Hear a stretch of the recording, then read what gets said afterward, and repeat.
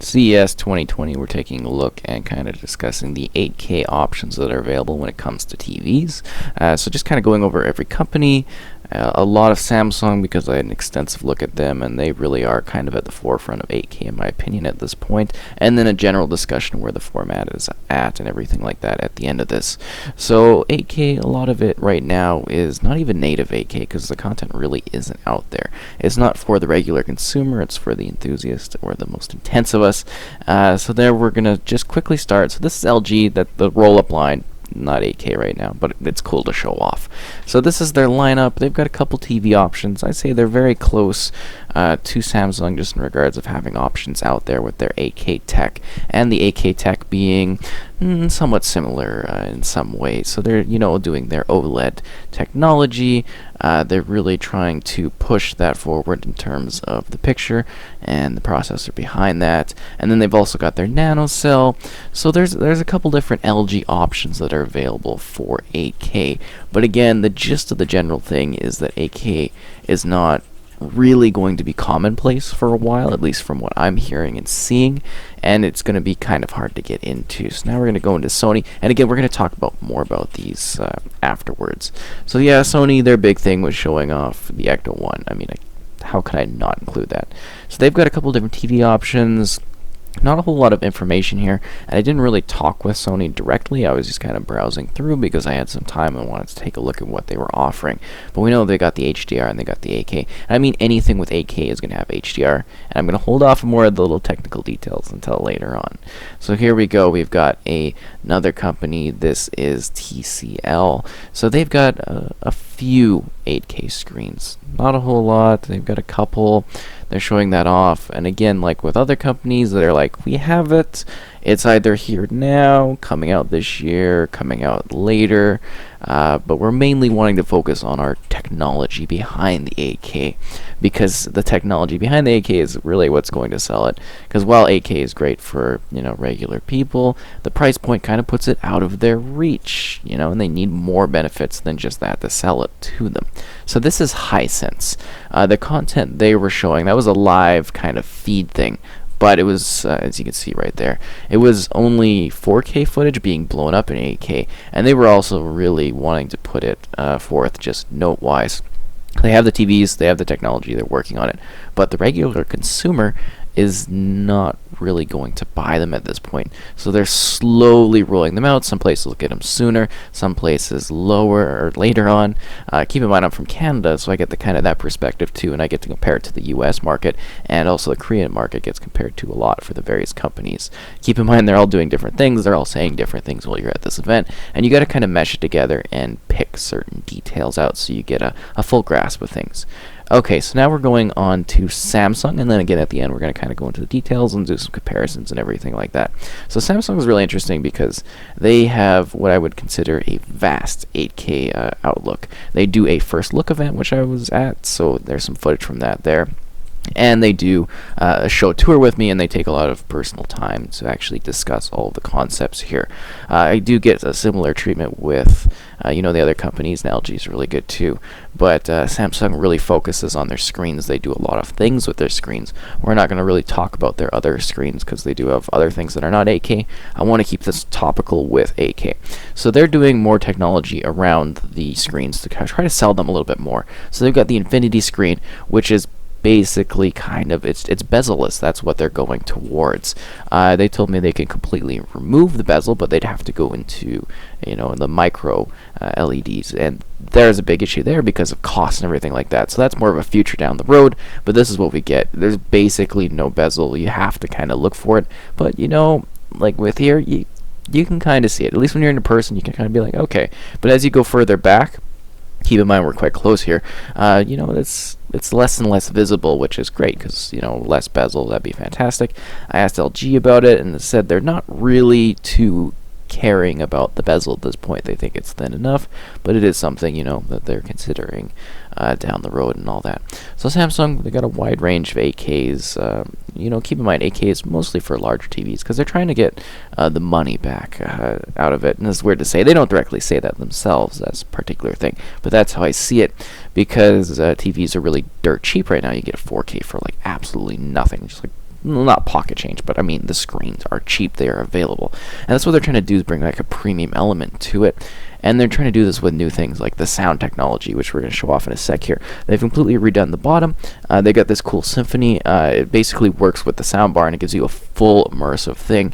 And I don't know if it's going to quite factor over due to just recording the audio, but hopefully you'll see that in a quick demo here with it off and then on.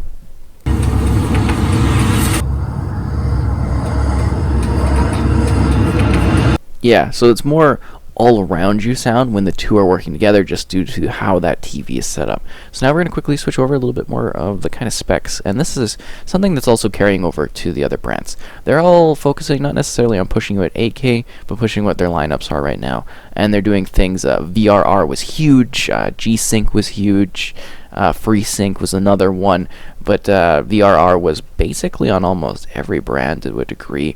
They want high hertz. They're really targeting gamers, not even specifically the fact that I'm from gaming site and everything that background wise, but that's kind of what they're doing. All this technology around 8K to try to get it going. Their AIs are all working on new technology, upscaling. I was told they're trying to work on a compression system for 8K where the content is compressed to smaller bits of data. It's transferred over a network and then uncompressed to give you more close to an 8K picture as possible. So that's one way that they're trying to send out 8K. Again, it's kind of hard to truly show off what 8K presents when I am filming at 4K 60 FPS on my iPhone XS. So there's a lot of different file bits. I've been told that YouTube will be a main supporter of 8K content as we build towards that. I mean, 8K, they don't even have 8K support yet. Oh, I also really wanted to show this great picture-in-picture type thing technology that they're kind of being like, oh, that's cool because we could do that with our 8Ks. We have enough, behind-the-scenes bandwidth to properly do this, so you can move it all the way around the screen, picture-in-picture, which is nothing new, but they're doing it in a new way, and then they can do side-by-side, and they can do device integration, and they're working on more device integration. They're working with iOS, they're working with Android inserts. They're also doing voice assistant options. All the TVs are. So they're no longer sticking with their particular brand of voice assistant. They're just supporting everything, and that's not just Samsung. That's like a bunch of the different brands. So where is 8K going? 8K has, to me, a big issue and kind of a hurdle of getting to people in the fact that 4K adoption, in my opinion, has been slow. Not 4K adoption of screens, but 4K adoption of content. I'm trying to do everything I can in 4K because I like to have pristine picture for a long, term content. But there's not really even movies that are hitting the native 4K mark at this point. They're all upscaled from 2K. There's a few that are, but it's really hard to get 4K content because it's demanding. It costs a lot. There's a lot of render time. There's a lot of issues around getting that 4K to people. So there's not a huge amount of 4K. It's massively better than it was just like a year ago or 2 years ago, but it's still very far behind the adoption of 1080. I mean, even regular satellite TV, nowhere near 4K quality. Maybe like 1 or 2 channels, but that's the thing, is it's like we're not getting the adoption there. And then they want to jump double, like they want to go to 8K. And I know double, blah, blah, blah. There's whatever the scale resolution, but you get the point of what I'm saying. Is they're trying to make it so much more processing work, so much more time, so much more resolution quality and everything, all the extra specs and everything you gotta throw in there because they're like HDR enabled and all the high refresh rates and everything like that. So you gotta keep in mind is like 8K content is far away. That's why they're trying to justify it using upscaled content, which really doesn't quite sell the TVs and kind of hurts the content a little bit in my opinion.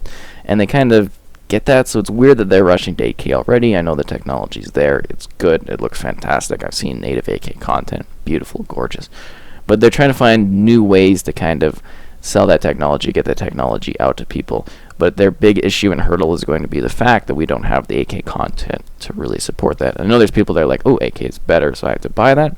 That's great, but I think for the regular consumer, 8K is still a few years away from being something that is not even necessary, but something where it's like, oh, it's more affordable, it's an alright option. Because these TVs I've seen, the prices are just insane for all of them. So if you have the money, I mean, go out, you're going to future-proof your thing. But I'm also curious how they're going to change to try to increase the adoption rate of 8K down the road, because there are the hurdles I've mentioned. And I mean, filmmaker mode's really good. They're talking about the UHD Alliance sort of conference that they had there. So they're trying to work on 8K standards. All the companies are like working on some sort of 8K certification board or something like that, so that they get it and they have the marking. So 8K is on the horizon. I personally don't think it's quite where it needs to be that a regular person like myself will buy one. I was thinking that my next TV might be 8K, like a year or two back, because I was like, oh, it's exciting and everything like that. But now I'm thinking I might get another 4K in the meantime, because I like to get some certain extra benefits and everything like that. It's weird, but you get what I'm saying. So I don't know if 8K is quite where I would like it to be. I don't see the point in going to 8K yet. I think they've got some beautiful TVs, some great technology, and I think the technology is going to benefit all models of TV going down the road, so that's fantastic. I love the bezel-less. The new sound option Samsung's doing is cool. Picture-in-picture is nice, so they're trying to round it out a bit more.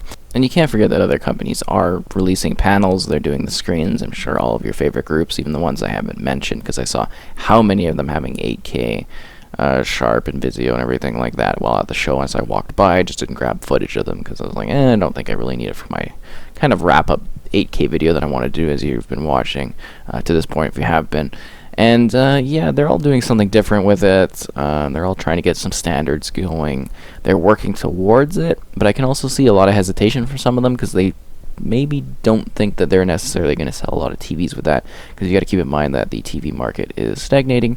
It's not growing as much as it was, and I mean that's because everyone has a ton of TVs. I have so many screens in my house, it's ridiculous at this point. We don't really need more, but we could. But at the same time, it's like, do we want to upgrade to 8K? And that's something you're going to have to ask yourself, is do you have the extra money for it? Because I'm not sure the content is really there yet to support it, or the content's not even really there to fully kick off 4K, in my opinion, which has become a beautiful standard. I'm glad people are embracing 4K, and I look forward to a time where 8K is more of an absolute standard. And it's nice seeing CES 2020 that they are pushing the tech around the TVs.